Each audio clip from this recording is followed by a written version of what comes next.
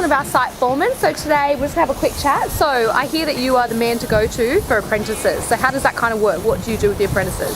Been in the trade for about 34 years now, and one of the joys actually for me is to train people. And quite often you hear apprentices coming to site and they're used predominantly as labourers. For me, the joy is to actually train them and teach them the trade. Is it like school students you've got that have dropped out in year 10, or is it they're HSC qualified? What is it? It can be any age. It's nice to get guys and girls coming through from school in year 10, work experience and so forth, because it gives a good gauge on their attitude. What do you actually do with them? Train them. That's a good question. That's good to know that they're trained if they're going to be working on the site. All the tasks we normally give them are age appropriate as far as their time on site. Predominantly there's not a lot we can do. Everything's based around safety and their skill level. Yep. So we gauge when they come on site as to how skilled they are, how knowledgeable they are.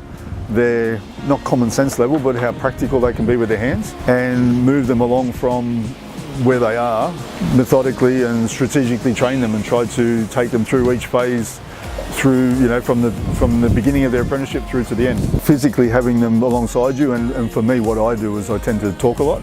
Predominantly, a lot of people actually think and get the apprentices to watch, whereas if you actually explain where you put your hands, how you do things, the goal, keep things in mind, yeah, for me that's one of the joys. So with our builds going up so quite quickly, do you feel like the apprentices feel a little bit of pressure to get the work done? In the building trade, regardless, it's a high pressured, very detailed industry, using natural resources and all the rest of it and trying to build homes for people. So how important do you think it is, being a site manager, to kind of monitor the apprentices, because it's such a high pressured trade, to make sure their quality is perfect and their mental health is good on site and all those kind of aspects?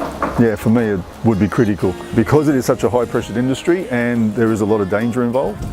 To actually monitor them and give them ability tasks appropriate is high on my priority. So I know you're a big man talking about safety and all that kind of stuff. It's something that we're really quite stringent on here. Yeah, absolutely. So we do everything we can to protect the apprentices. Well, thank you for taking the time to chat with us today about the apprentices, and here's the go-to man if anyone out there wants a job.